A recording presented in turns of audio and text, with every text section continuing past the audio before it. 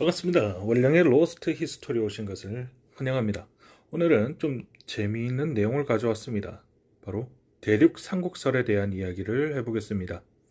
최근 여러 유튜브 채널에서 고구려, 백제, 신라가 한반도가 아닌 중국 대륙에 있었다는 대륙 삼국설이 퍼져나가고 있습니다.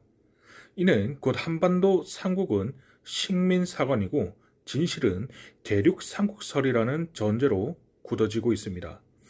제 채널에도 몇몇 분들이 대륙 삼국설을 주장하시는 분들의 댓글이 달려 있는데 이 이야기를 한번 고고학 및 국사학을 전공한 저의 입장에서 자료들을 교차 검증해 보겠습니다. 우선 대륙 삼국설의 근거로 일식 최적 관측지와 지명의 겹침의 문제로 대륙 삼국설이 힘을 받고 있습니다. 우선 첫 번째로 식분도라고 하는 일식 관측 지점을 보시겠습니다. 마치 기상청의 기압표를 보는 것 같죠. 이것은 박창범 교수가 밝혀낸 일식의 최적 관측지를 나타낸 것이고, 일식을 관측하는 것은 한 나라의 수도에서 행해지는 것으로 이곳들이 고구려, 백제, 신라의 수도라는 주장입니다. 실제로 신라는 BC 54년 건국 후 AD 201년까지 일식 기록이 있었는데 이것들이 상대 신라, 통일전 초기 신라를 말합니다. 그때의 기록이고 그 사이에 일식 기록이 없다가 갑자기 8세기인 787년부터 관측지가 현재의 한반도 경주 지역으로 표기되고 있습니다. 저도 깜빡 속아 넘어갈 뻔했습니다. 여기까지만 봐서는. 왜냐고요? 너무 그럴듯했으니까요. 실제로 경주 지역에서는 주력 왕릉의 축조 방식이 적석 목강묘에서 횡혈식 석실본으로 갑자기 급격하게 변화하기 시작합니다.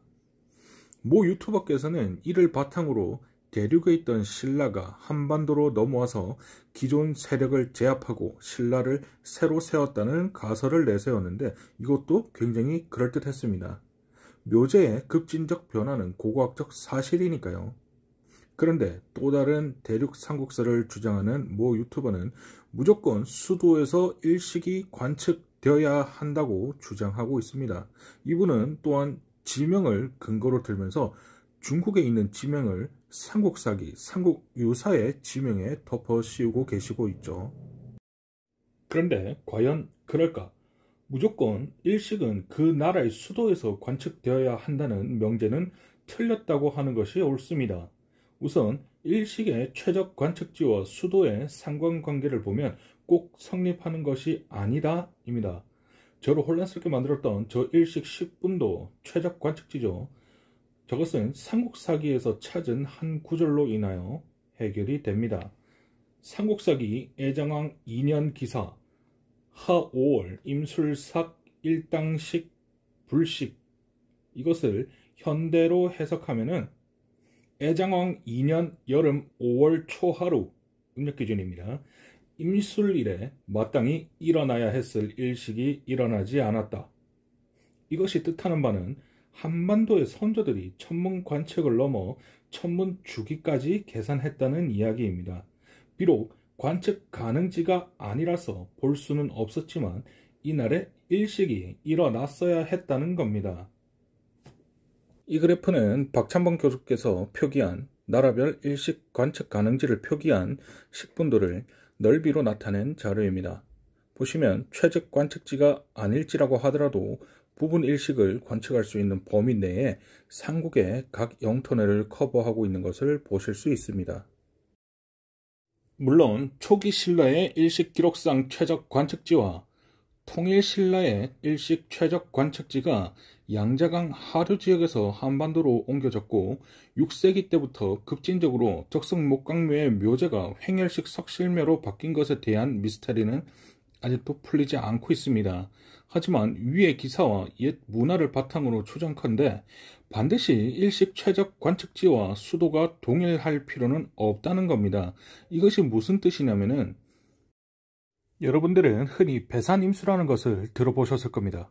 이것은 어떻게 보면 풍수지리학적인 관점으로 보이실 테지만 이것은 고대 국가의 형성 시기에 굉장히 중요한 것을 빼놓고 이야기하고 있는 것입니다. 고대 국가들의 수도들의 위치를 보면 전부 농경에 유리한 큰 강을 끼고 있거나 방어에 유리한 분지 지형에 위치하고 있습니다. 신라 수도 경주는 형산강을 끼고 있는 분지 지형입니다. 농경과 방어에 모두 유리한 지형입니다.